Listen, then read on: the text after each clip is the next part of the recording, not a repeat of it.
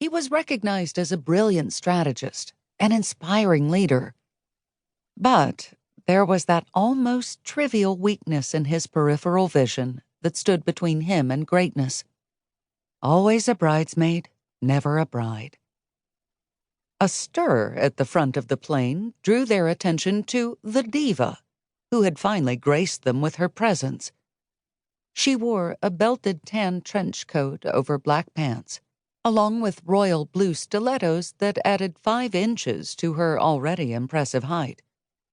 A few trails of dark hair emerged from the sides of a printed scarf wrapped around her head, like in old photos Thad had seen of Jackie Kennedy. Along with the scarf, the pair of big-ass sunglasses perched on her long nose made her look like a jet-setter right out of the 1960s, or maybe an Italian movie star. She tossed down a designer tote bag big enough to hold a golden retriever and took a seat near the front, without acknowledging either of the men. As the faint scent of luxury perfume, high culture, and undiluted arrogance wafted its way to the back of the plane, Coop unfurled from the seat. "Time for me to get out of here." "Lucky bastard," Thad muttered. Coop knew Thad well enough to know that the diva wasn't entirely responsible for Thad's bad mood. "You're what that kid needs," he said. "Clint Garrett has the talent to go all the way, but not without the old man getting him there." Thad was 36. Only in football years was that old. Coop headed for the front of the plane. He stopped as he approached the diva and nodded. "Miss Shore?" She inclined her head, barely acknowledging the man who'd been one of the greatest quarterbacks in the NFL. Thad had the God-given right to throw all the shade he wanted at Coop, but that highbrow opera singer didn't. Graham tossed Thad an amused glance and left the plane. A rat fleeing a sinking ship. Thad doubted Coop had thought twice about turning down Marchand's lucrative offer to serve as brand ambassador for their new Victory 780 men's watch. The ex-quarterback didn't like being away from his family, and he definitely didn't need the money. As for Clint Garrett, young Clint was too busy chasing women and driving fast cars to waste his time representing a prestige company like Marchand, official watch of both the Chicago Stars and the Chicago Municipal Opera.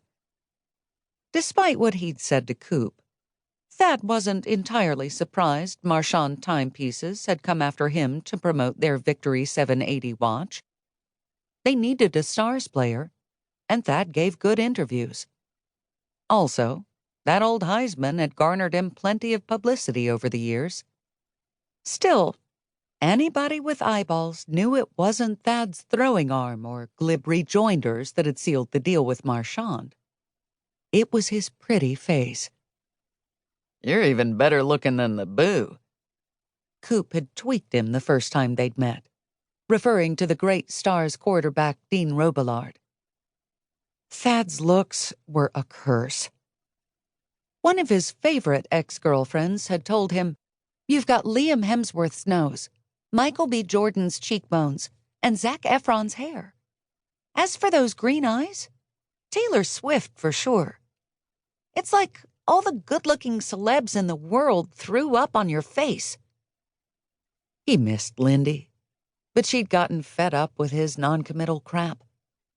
After she'd broken up with him, he'd sent her a new laptop so she'd know there were no hard feelings.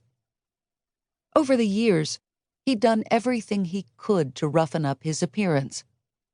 He'd grown a beard a couple of times, but then people started telling him he looked like the dude in 50 Shades. He'd tried a porn star mustache, only to have women say he looked distinguished. He'd even gone for irony and sported one of those asinine man buns for a while. Unfortunately, it looked good on him. In high school, everybody got pimples but him. He'd never needed braces or gone through an awkward phase.